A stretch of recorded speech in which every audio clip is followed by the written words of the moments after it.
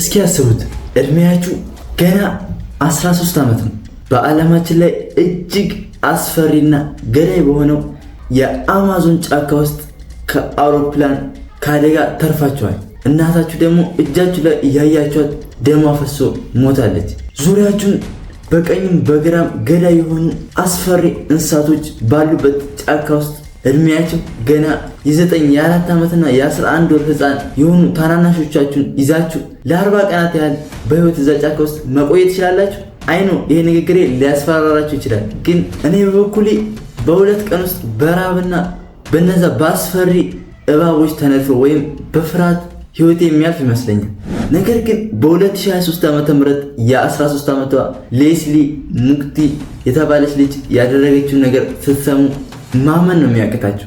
ዛሬ አብረን የምንመለከተው የዚህን ያልተሰማ ድራማዊ እውነት የ13 ዓመቷን ልጅ ተአምራዊ ብልሃትና ሚስጥር እና እዛ ጫካ ውስጥ ለ40 ቀናት በህይወት እንዴት መቆየት እንደቻለች በዝርዝር እንመለከታለን። ቪዲዮውን ለመስማት ዝግጁ ከሆናችሁ ቪዲዮ ላይክ፣ ቻናሉን ሰብስክራይብ አድርጉና ወደ ታሪካችን እንግባ።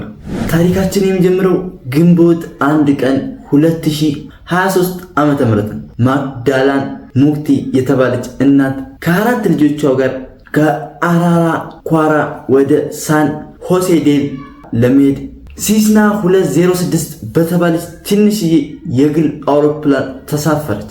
አብረዋት ያሉት ልጆች ሌስሊ የተባለችው የ13 ዓመቷና ሶሊኒ የተባለችው የ9 ዓመት ልጇና ቲኒ የተባለ የ4 ዓመትና ክሪስቲን የተባለች ገና የ11 ወር ህፃን ነበረች። በጉዞ ላይ ጉዞ ከተጀመረ ከጥቂት ደቂቃዎች በኋላ በ3000 ሜትር ከፍታ ላይ እየበረረ የነበረው አውሮፕላን ላይ ሞተሩ አካባቢ አንድ አስፈሪ ድምፅ ሰማ።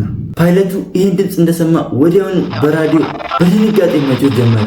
እባካችሁ እርዱኝ፣ ወደ ውቅያኖስ ወደሚመስለው ጫካ ውስጥ ልንከሰከስ ነው ለአየር መንገዶች።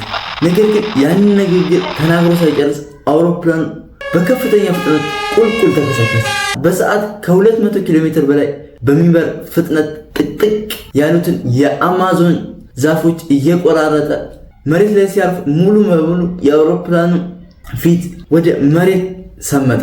አደጋው እንደደረሰ ፓይለቱና ረዳት ፓይለቱ ወዲያውኑ ህይወታቸው አለፈ።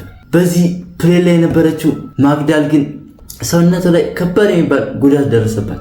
ልጆቿ ግን በዚህ አደጋ ምንም አልሆኑም ነበር። ይህ አደጋ ከተከሰተ 4 ቀናት ሞላው። ለ4 ቀናት ያህል በዛ በተከሰከሰው ፕሌን ውስጥ ልጆቿን ይዛ በህይወት ቆይታ ነበር። በአራተኛው ቀን ግን እናታቸው ስቃዩ ሲበዛባት ደሞ አልቆ ህይወቷ ልታልፍ ስትል የ13 ዓመቷን ሌስሊን ጠርታ የመጨረሻ ቃሏን ተናገረች።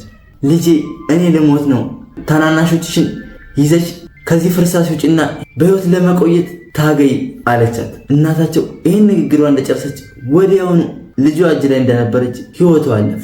በጣም የሚያሳዝን ነው። ኢማጂን ዝም ብላችሁ አስቡት። የ13 ዓመት ልጅ ናት ልጅቷ ገና። እናቷ እጇ ላይ ያለች ነው የሞተችው። የ11 ወር ህፃን ወንድም አላት። እሱ ገና በረሃብ እያለቀሰ ነው። ዙሪያ ደግሞ በአስፈሪ ነገሮች የተከበበ ጫካ ውስጥ ነው ያለችው። ሌስሊ ግን በዚህ ሁላ ነገር ውስጥ ሆና ተስፋ አልቆረጠች። ከአውሮፕላኑ ፍርስራሽ ውስጥ በህይወት ለመቆየት የሚያስፈልጋትን ነገሮች በሙሉ ሰበሰበች። ትንሽ የወተት ዱቄት፣ የህፃን ልጅ የጡጦ ጠርሙስና ትናንሽ ልብሶችን ከዛ ፕሌን አወጥታ ታናናሾቿን እጅ ለእጅ ይዛ አስፈሪው አማዞን ጫካ ውስጥ በህይወት ለመትረፍ ጉዞ ጀመረች። እዚህ ጋር ነው ታሪኩ የሚገርመው። ሌስሊ እንዴት በህይወት መቆየት ቻለች መሰላችሁ? ሌስሊ የሁይቴቶ ከተባለው የጫካ ጎሳ አባል ነበረች። አያቷ ገና በ8 ዓመቷ ጀምሮ አደን ይዟት ይወጣል። የጫካ ፍራፍሬዎችን እንዴት የሚበሉና የማይበሉትን መለየት እንዳለባት እና ጫካ ውስጥ እንዴት መጠለያ መስራት እንዳለባት በደንብ አስጠንቅቆ አስተምሯት ነበር። ጫካ ውስጥም እንዴት መመገብ እንዳለባት የአመጋገብ ሚስጥር ጭምር ነግሯት ነበር። ሌስሊ እነዛን ህፃን ልጆች ይዛ ለ4 ቀናት ያህል በአማዞን ጫካ ተጓዘች። ያ የያዘችው የወተት ዱቄት በአራተኛው ቀን አለቀበት። ሌስሊ ግን በጫካ ውስጥ የሚገኙትን አቢቸር እና ማኒጎ የተባሉትን ፍራፍሬዎች እየፈለገች ህፃኖችን መገበቻቸው። የ11 ወር ህፃን ወንድሟን ደግሞ ክሪስቲንን በየቀኑ ፍራፍሬዎችን እየጨመቀች በጡጦ ዕቃ እያደረገች ታጠጣው ነበር። በዛ አማዞን ጫካ ውስጥ በየቀኑ ከባድ ዝናብ ይጥል ነበር። ያንን ከባድ ዝናብ ለመከላከል በዛፎች መካከል በፕላስቲክና በጨርቅ በቅጠሎች መጠለያ ሰራች። ነገር ግን የአማዞን ጫካ ውስጡ ላይ መጠለያና ፍራፍሬ ብቻ አልነበረም ያለው። በሰከንድ ውስጥ የሚገሉ አስፈሪ እባቦች አሉ፣ አዳኝ የሆኑ እንስሳቶች፣ በየምሽቱ አስፈሪ የነብር ድምፅ፣ የተለያዩ አውሬ ድምፆች በቅርበት ይሰማት ነበር። እነዚህ ህፃናቶች በየቀኑ በቆሻሻና በእርጥብ ጭቃ ውስጥ በመሄዳቸው የእግራቸው ቆዳ መበስበስ ጀመረ። ሌስሊ ታናናሾቿ እንዳያለቅሱና እንስሳቶቹ ድምፃቸውን ሰምተው ወደ እነሱ እንዳይመጡ አፋቸውን በእጇ እያፈነች በጨለማ ውስጥ ትሸሽ ነበር። በሌላ በኩል ደግሞ የኮሎምቢያ መንግስት አውሮፕላኑ እንደጠፋ ስላወቀ 150 የልዩ ኃይል ኮማንዶችና 100 የጫካ ተወላጆችን እና የልጅቷን ሀያት ጭምር ያካተተ ዘመቻ ጀመረ። በዚህ ኦፕሬሽን ላይ የነበረው አያታቸው በራሳቸው ቋንቋ በድምፅ ማጉያ ልጆቼ አትፍሩ፣ አንድ ላይ ሆናችሁ በአንድ ቦታ ላይ ሆኑ፣ እየፈለግናችሁ ነው፣ እንዲሁም 100 የሚሆኑ የምግብ ፓኬጆችን በፓራሹት ወደ ጫካው ጥለንላችኋል አላቸው። ሌስሊ ከሄሊኮፕተር የሚመጣውን የሀያቷን ድምፅ ከሰማች በኋላ የመትረፍ ቻንስ እንዳላቸው ተስፋ ማድረግ ጀመረች። በዚህ ፍለጋ ወቅት ላይ ግን ዊልሶን የተባለ አንድ ጀግና የቤልጅየም ሰው አሽታች ውሻ ነበር። ዊልሰን የህፃናቱን ጠረን ተከትሎ ከወታደሮቹ ተለይቶ ወደ ጫካው ገባ። ወታደሮቹ በጫካ ውስጥ ሲሄዱ ጥቂት ምልክቶችን አገኙ። በግማሽ የተበሉ ፍራፍሬዎችን፣ የህፃን የወተት ጠርሙስና ትንሽ የህፃን ልጅ የእግር ዱካ አዩ። እነዚህ ልጆችማ በቃ በህይወት አሉ የሚለው ተስፋ ጨመረ። ነገር ግን በዛ ጫካ ውስጥ ቀናቶች እየሄዱ መጡ። እንደ ቀልድ 30 ቀን ሞላው እነዛ ልጆች እዛ ጫካ ውስጥ ከጠፉ ማለት ነው። እነዚህ ወታደሮች ለ30 ቀን ያህል ፍለጋ ሲያደርጉ ቆዩ። ቀኑ እየሄደ ፍለጋውም እየተጠናከረ ሄደ። 35ኛው ቀን ላይ ሲደርሱ ግን ወታደሮቹ ተስፋ ቆረጡ።